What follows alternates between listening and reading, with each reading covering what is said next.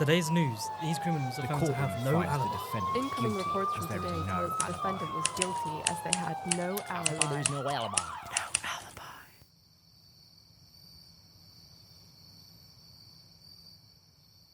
This podcast contains detailed discussion of real-life violence and murder, which some listeners may find distressing.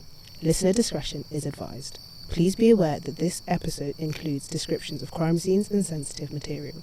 If you're listening in a shared space or around younger audiences, we recommend using headphones.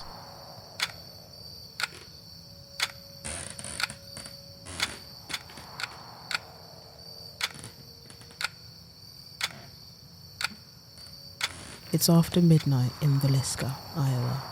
The air is heavy, still, and the only sound is the wind pressing against the walls of the Moore family home. Inside, 8 people sleep. 6 of them are children.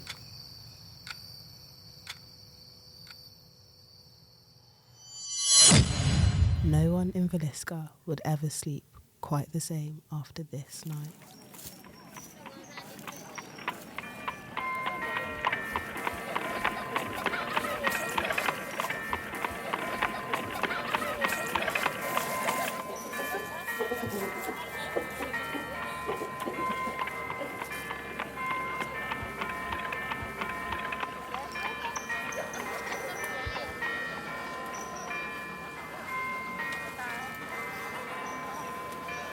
Villisca was the kind of town where everyone knew everyone. A safe place, a church-going place. Josiah and Sarah Moore were well liked. 4 children, a tidy home, and a Sunday school programme that ended late at night. When the Moores and 2 neighbour girls came home from church, they didn't know they were walking into a story that would haunt this town for more than a century.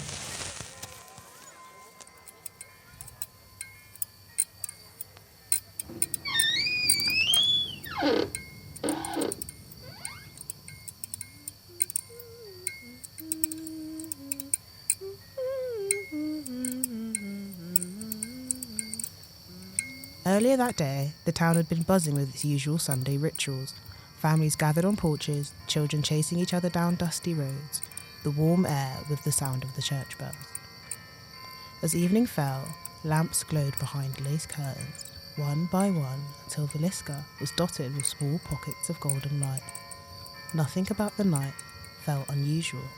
Nothing suggested the home on East 2nd Street would become the centre of a mystery that still hangs in the air more than a century later.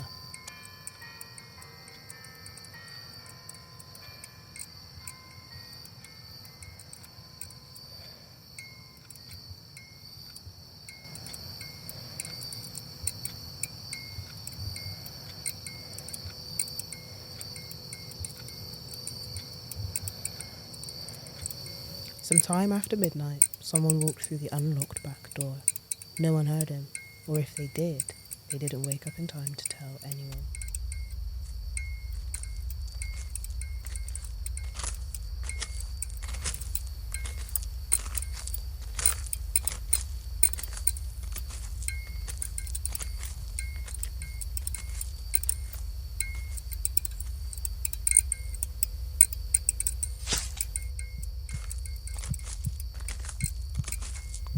The killer moved from room to room. No one screamed, not once.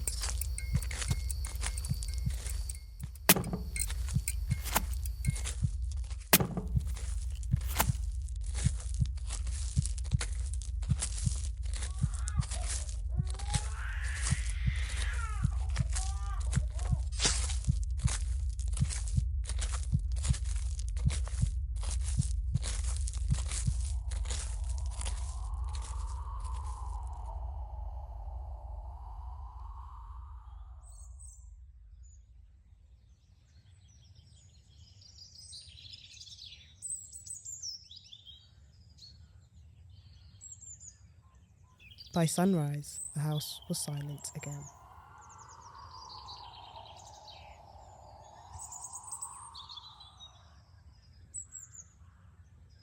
In later years, investigators would struggle to understand how someone could move so quietly, so confidently, through a house full of sleeping children.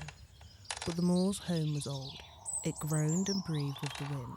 A careful step at the right moment, they blend perfectly into the natural rhythm of the night.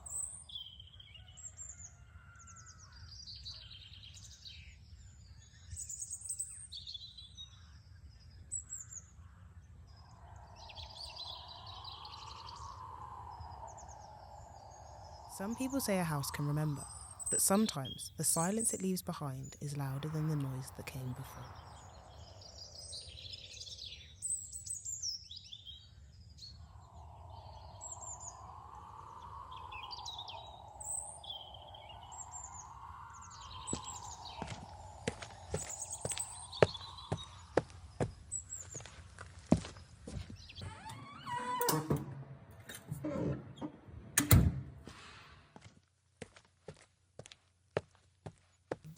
Sarah?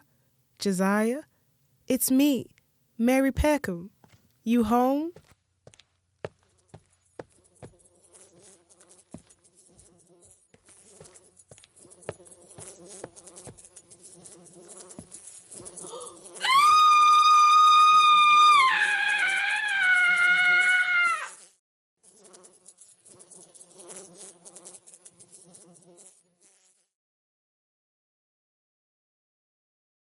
By 8:30 that morning, the word spread down the main street like smoke.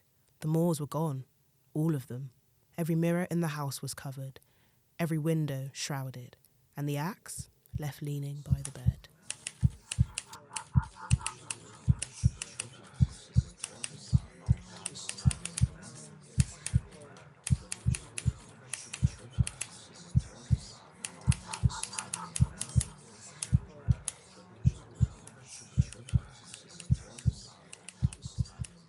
They called in detectives from across the state.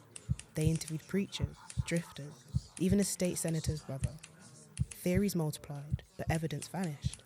Everyone in Villisca had a theory, and no one had an answer. More than a century later, no one had ever been convicted. The killer disappeared back into the night, the same way he came in.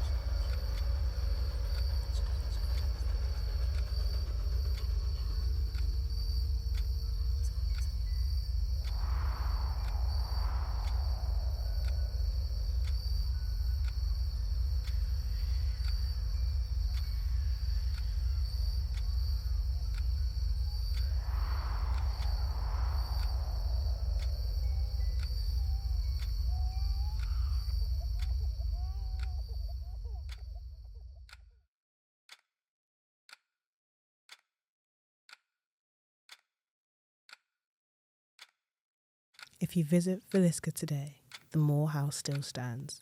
They say if you listen long enough, you can hear the floorboards groan, or the sound of an axe slowly dragging across the floor.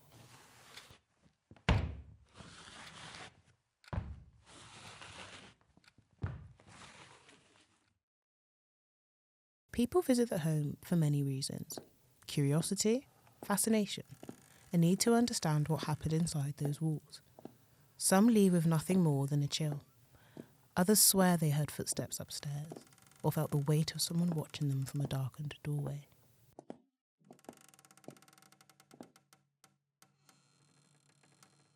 Whether you believe in hauntings or not, one thing is certain.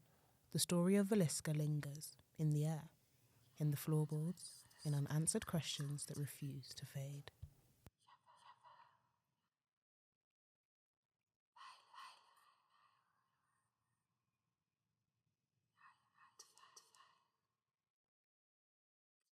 If any part of this episode was upsetting or brought up difficult feelings, please know you're not alone and support is available. In the UK, you can contact Samaritans, Mind and Victim Support. Their contact information will be in the description box. Take care of yourself and thank you for listening. Today's news, these criminals are found to have no alibi. Incoming reports from today tell us the defendant was guilty as they had no alibi. There's no alibi.